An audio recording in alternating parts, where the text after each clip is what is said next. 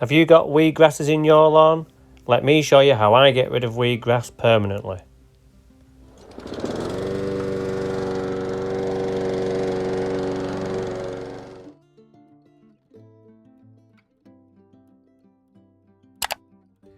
Okay, so we're just going to have a walk over Britain's former best lawn. Probably Britain's worst lawn at the moment. Absolutely decimated by worm casts. I mean, look at the size of that one. That one there, just stood on it. Absolutely ridiculous. That now, the pleats hedging coming over the lawn, and that just dies off. We're actually going to bring the lawn in a little bit, we've decided, because it just dies off. Walking over this now, we've got weed grasses coming through. We're going to get on with that shortly. I'm going to show you what I'm going to do. But today is about getting some moss control on, because there's a bit knocking about. Not any weed control today because we haven't got any weeds in this lawn, but we just have loads of dead areas. I think we've got a leather jacket issue, to be honest, so we'll have to maybe try some of that cheetahs on and see how that fares this year. The good thing about not cutting your lawn for a long time, like I've heard, because it just gets so wet in the winter, I just can't physically get on it. When we come to the spring, as we are now, we can see where they are. So what I'm going to do today is I'm going to get my tin of white paint, which I used on the edge when I did the edging job, to get those edges nice and tight. And I'm going to come in, I'm going to spray markers so that when I cut it, before I put my moss control on and my rise and shine on, I've still got visibility of where these weed grasses are, because once we've taken all that foliage off, they're very difficult to see. So like there's one there, quite a big one there, that was on the thumbnail. So yeah, this is absolutely awful. There's just loads of them, they're knocking about there. And then what we'll do is we'll then cut them out and then replace them with a piece from another lawn like we did last year around the corner, and then seed the big area where we take the recovery pieces from. So we've got that there, but that's where the foliage was hanging over the lawn. That's died back. I think the leather jacket problem we have is here as well. Typical telltale sign is that the grass looks like it's being chewed. But having said that, you would expect to see a lot of holes where the worm casts come up. So if we have a look closer, maybe we can see it. Ah, yeah, so there we go. That's a worm cast hole there. Leather jacket. Leather jacket. I bet if I was to dig down, I would find some. So yeah, so this is going to be a problem. So hopefully that cheetah's on will do the trick. Just having a walk over here. Nice still day today, and on the whole it doesn't look too bad, does it, from afar? So we can work with this. Still got some quality grasses in there. Yeah, we're going to do some overseeding, but we'll do that anyway. And then I think in 8 weeks we'll be looking at like Britain's best lawn again. So let's go and set up my stuff, and then we'll show you what we're going to do next.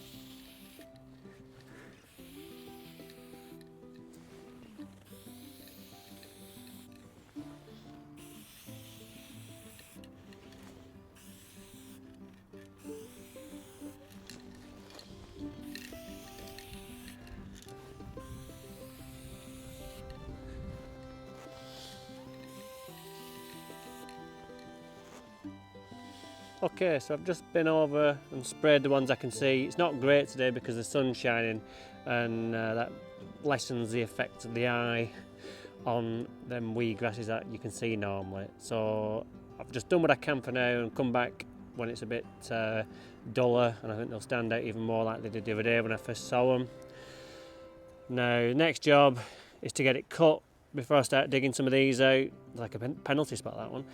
The reason I want to cut it first is because if I start messing about cutting all these squares out, what I'm going to do is I'm going to trample all the grasses down around them, and then when I come to mow after, say I did, then I wouldn't be mowing them areas because they'd all be flat to the ground. So let's get it cut, and then these white patches will still be visible, that's why I've done it, and then we can get on with some product application. So let's crack on. Bit depressing this morning, this one. Weather's great, but this lawn is absolutely awful. So I'm a bit down in the dumps, but it's a project that we can make great again, I'm pretty sure. So let's get on with some other work. Right, I'm just out with the hater, first cut of the year. Just going to go on at cutting height 3 today, just for the reason of it's not been cut for 4 months, so we'll just go over it nice and easy so we don't stress it out. So number 3, and then in a few weeks, once the weather improves and we want to scarify and whatever else, we can scalp it till our heart's content. But we've got to leave it looking half decent for the customer as well for them next 4 weeks, because we don't want to scalp it too soon. So we'll get on with that.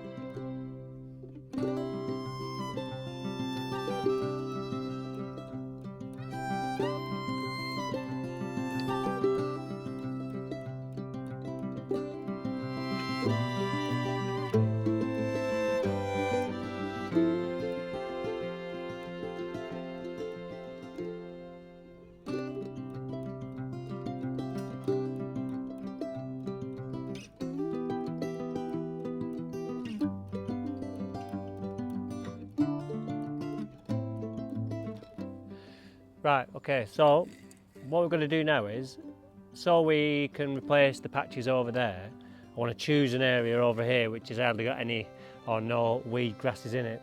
So I've chosen this bit here, so so I can remember where it is, I'm just going to put a few markers of an area which I think will be big enough. And then we'll work from that area there. And then once we've dug this area up, we will then temporarily put what we've dug up out of there in here in a contained area, so we know where it is. So then when the spring comes, we can just reseed this one big area and we'll have a nice new lawn here, which will hopefully blend in. So let's get on with some of that cutting out. So we've got our wheatgrass here. I'm just going to take a nice bit around the outside as well, like an exclusion zone. Just cut out with the edging tool. You can get the spade if you want, but on this one I can just use the edging tool to get that up. And just skim it off.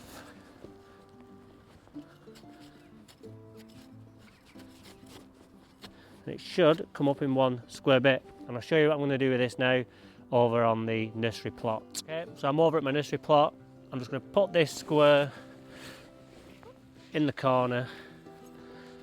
And then I'm just going to literally use it as a template and cut out the same sized area as what I have done from over there. Doesn't have to be really accurate, as long as it's not too small. It can always be too big because you can always chop some off. Move that off. Same thing. Get your edging tool under it. Try and be consistent in terms of the depth. This is what is over there, and then it should just slot right in. So I've cut my little bit out, so let's go and put it in. Oh, and another tip is always remember which direction it's come out of.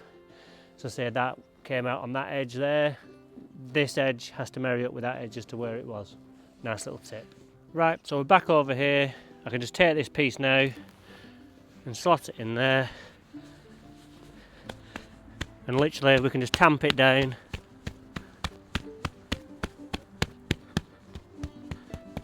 Get a bit of a thud. If it's a little bit too big, just remove some of the soil from around the edge and get it in.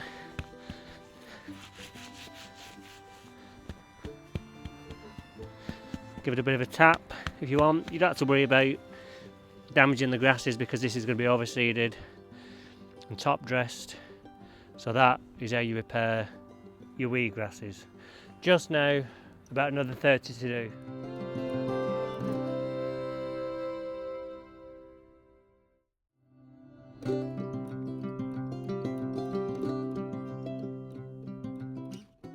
And that's how you repair weed grasses without chemical. Now, if your lawn is just one big weed grass, then this probably isn't the video for you, but thanks for watching anyway. It's for people with lawns that are maybe brand new and you've just got the odd weed grass poking through which you want to get rid of. So cheers for watching, and we'll see you next time.